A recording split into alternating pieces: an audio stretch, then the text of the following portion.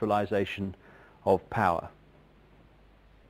There is this like cozy little myth that is perpetuated between politicians and the media. Politicians walk the world stage as if they are the final arbiters of power in the world. So when a president speaks, the cameras run and it's flashed around the world, prime ministers and such like. The media report the world as if presidents and prime ministers are the final arbiters and decision makers in the world, which means that the people above the level of presidents and prime ministers that really make the decisions, they're never looked at or exposed by the mainstream media because they're not accepted to exist.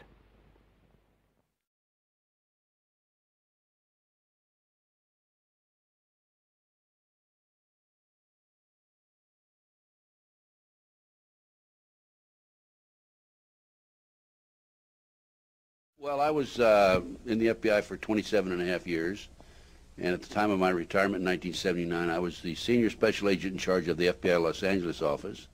I developed information personally about just extensive corruption in the government, not only at the federal level, but all the way down to the city and state level across this country. I have information about corrupt judges, corrupt law enforcement, prosecutors, county officials, judges.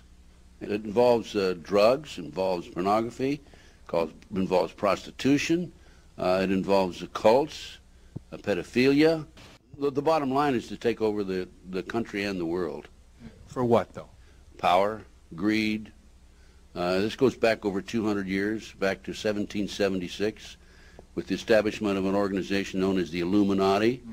And if your listeners don't know what the Illuminati is, they need to run down to the library and look it up and do some research, because on May the 1st, 1776, a fellow named Adam Weishaupt, German, set forth 25 goals at the request of the Rothschild group that they needed to initiate in order to take over the world. We're talking about destroy the sovereignty of countries and destroy religions. And that's where it really started in modern day. And right today, believe it or not, and we have the documentation for this, we are probably 90%, their goals have probably been filled at the great rate of about 90%. This Illuminati, this group who called themselves the Enlightened Ones, had gained positions of power through control of the banking system. The Illuminati was founded on May 1st, 1776 by Adam Weishaupt, a professor at Ingolstadt University. Weishaupt obviously had been a serious student of the occult, for many of its bizarre features and symbols were incorporated into his organization. Weishaupt had been active in the Masonic lodges of Germany and found in them the perfect vehicle for recruiting into his secret order, which he described publicly as the highest level of Freemasonry. The Illuminati was formally incorporated into the Masonic lodges at the Congress of Wilhelmsbad in 1780. There were 8 conspiratorial rings within rings, advancing from the outermost novice inward to Rex, or king. The king, of course, was Weishaupt himself, who had adopted the code name Spartacus. Those in the outer rings were told that the grand purpose of the order was to make of the human race, without any distinction of nation, condition, or profession, one good and happy family.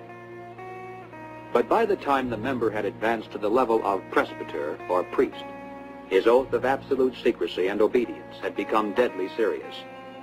Only then was he allowed finally to see the ultimate goal of the order. It was the destruction of all religion and the destruction of all independent governments, replaced by a new world order, a world government ruled from behind the scenes by the illuminated ones.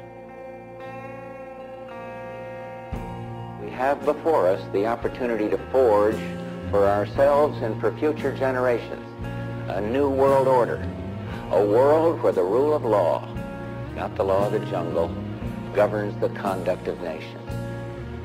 When we are successful, and we will be, we have a real chance at this new world order, an order in which a credible United Nations can use its peacekeeping role to fulfill the promise and vision of the UN's founders. I call upon all states to join ranks in order to found the new world order of the 21st century. And people talked then, in 1990, of a new world order. What they actually meant then was a new political order. And the question for us is how we meet and master all these challenges to ensure that Britain enhances its competitiveness in the process and realizes what I believe is our destiny of success in this new world order. So, in conclusion, ladies and gentlemen, a new world is emerging. It is a new world order with significantly different and radically new challenges for the future. On the back of the dollar bill, you see the symbol on the left-hand side of the bill, which is annuit coeptis, which means our enterprise is now a success, or our enterprise is crowned with success. Annuit coeptis. So you're saying, fine, so you have an enterprise and is now crowned with success. What enterprise are you talking about?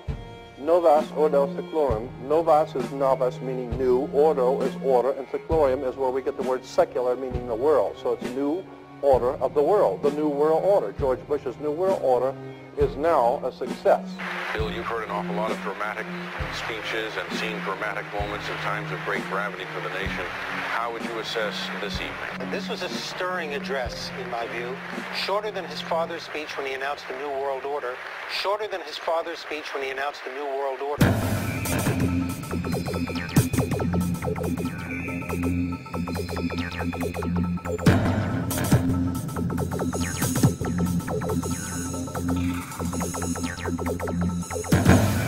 1934 is when the Federal Reserve actually finally took total control of the United States monetary system, and that's when they said it is now a success, because this is a symbol, this is an emblem of a secret society of Freemasons called the Illuminati, the German Bavarian Illuminati.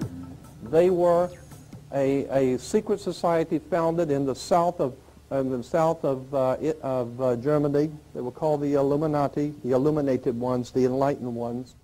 1776 was when this secret society actually formed itself into a secret society and put itself into operation.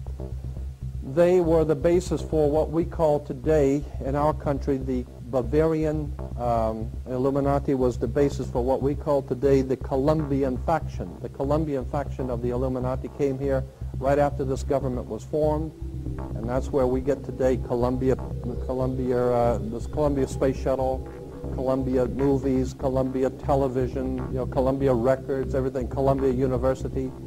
As a matter of fact, Columbia TV, Columbia Broadcasting System, CBS. What is the symbol for CBS? It's the all-seeing eye. And that's why our government is in the District of Columbia, because these guys own our government. They print our money, and they own not only the government, but they own you. You are their property.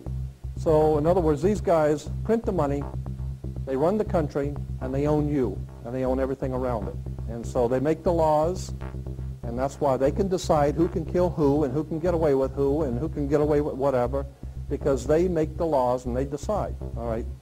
As I said to you before, there are 13 layers in this pyramid. There are 13 letters in annuit coeptis, but 13 is a very important number to this secret society. There are 13 stripes. There are 13 stars here, which make up the Star of David. The 13 berries, there are 13 leaves, 13 arrows. There are 32 feathers here and 33 feathers there. Everything is done in a sequence of 13. 13, of course, is based on, this is what we call Masonic symbolism. Freemasons designed this dollar bill. Everything is done in a sequence of 13, and again,